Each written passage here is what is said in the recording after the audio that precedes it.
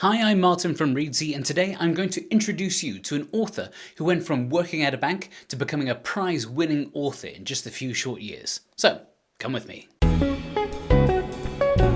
A few weeks ago I took a flight to Ireland's west coast, its Wild Atlantic Way as it's called, to attend a very special event called Ireland's Publishing Show. For those of you who haven't been to a publishing show before, a few of the big ones are in Las Vegas, London, Florida, and they happen throughout the year. They often focus on self-publishing and will feature panels, talks and workshops on the art of writing books as well as the business of self-publishing. Now I've been going to them for a few years now. They're one of the excuses I have for leaving my small studio office here in Edinburgh. Ireland's show, which is now being rebranded as Indie Network Ireland, is one of the newer ones. Its inaugural show was last year and Reedsy was proudly its first title sponsor. Unlike some of the other shows which tend to be a bit on the bigger side, this one in Ireland, run by Siobhan and Jay, two terrific Irish ladies, has more of a summer camp vibe where loads of writers, some of them first-time authors, some of them having sold millions of copies, would hang out, talk shop and generously share experiences and knowledge. For me, I got to man the Reedsy stall and give away our small genre badges, but it also was a fantastic opportunity to meet and chat with the Reedsy community, many of whom were in attendance. I met people who take part in our weekly writing contests, who have used Reedsy Studio to format dozens of books, and who have worked with our editors and designers to turn their manuscripts into masterpieces. Over a few of these videos, I want to share with you some of the conversations I had with these writers, where I found out about their journeys, discovered how their creative processes had evolved over the years, and with their help I want to show you what's actually possible to achieve these days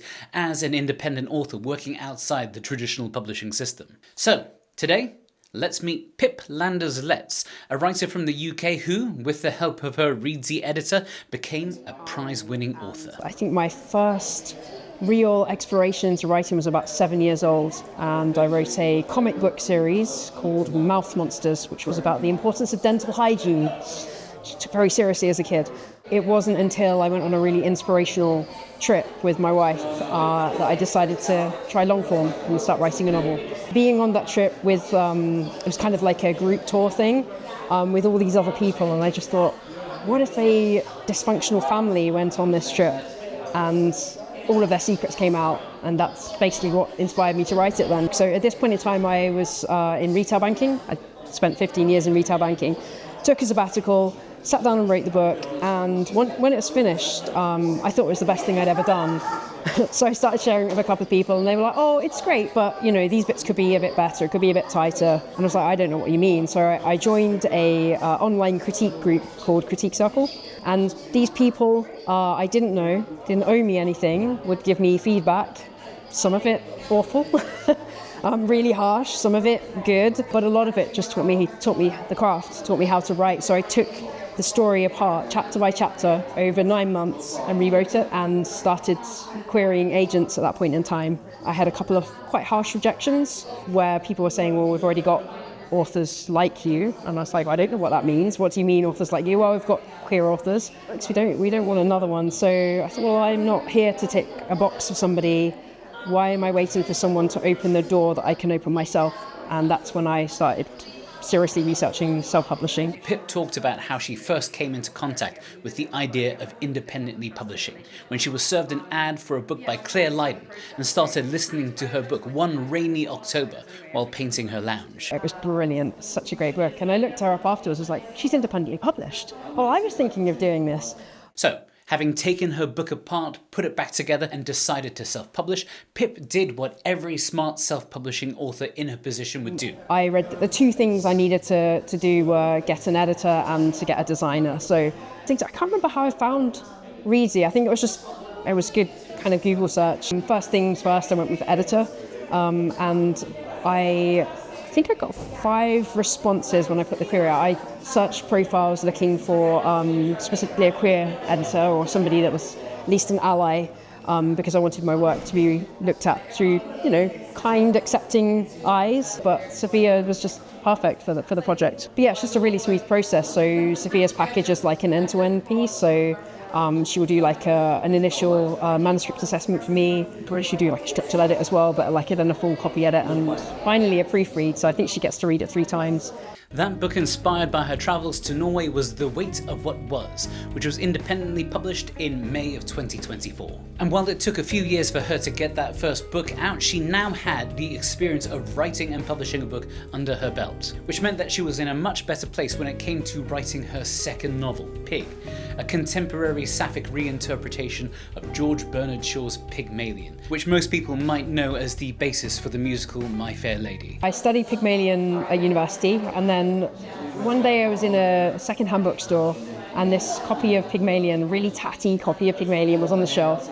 It's like battered cover, notes in the margins. I bought the book, took it home, and I just kept thinking about it for some reason, and I was like, well, what if there was a character called Pig, and Pig is a dog? I was doing a writing course at the time it was a Curtis Brown writing course with David Nichols, and yeah, I love his writing, so I've always been quite inspired by him. So he was delivering this course, sort of video content, and that's what actually, when I started getting pen to paper, wrote the first chapter, wrote the last chapter, and then everything in between. And I'm one of those discovery writers, as I've just learnt the term for, and just felt my way through it. Pig centres on Alice, a woman who's close to hitting rock bottom both personally and professionally when she stumbles upon a barely conscious man. In helping him and starting to unravel his mystery, Alice is brought into the orbit of a gorgeous doctor who might be the key to finding her own happy ending. Pip published Pig in May of 2025 through Amazon's Kindle Direct publishing platform, and almost as an afterthought, she enrolled it in its Storyteller Award program.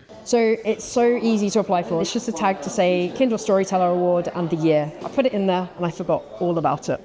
And then I get a call from Jen from the KDP team in September last year saying, we received your Kindle Storyteller application, which was that tag that I'd forgotten all about, and we'd like to chat to you some more about it. Have you got time now? And I'm like, sure, this is a scam. Look me up on LinkedIn. Okay, fine. So I looked her up, and it was real. It wasn't a scam. I found out I was out of tens of thousands of applicants for the Kindle Storyteller Award. I was one of 5 finalists. And then I rock up to Amazon's head office where the awards were, and then I found out I won it.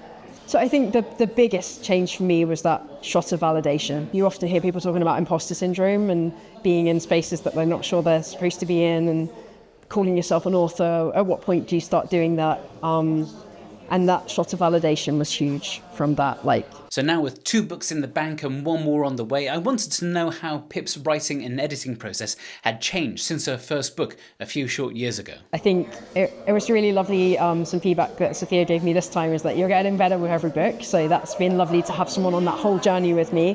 And I think she even said this next one is her favourite, although she's not allowed to have favourites. Just in case you missed it, Pip's editor Sophia is available on Reedsy alongside 1,200 other fantastic editors with experience in just about any sort of project you can imagine. I want to thank Pip for sitting down with me for this talk. Her next book, Chameleon, a follow-up to Pig, is out on Amazon later this year.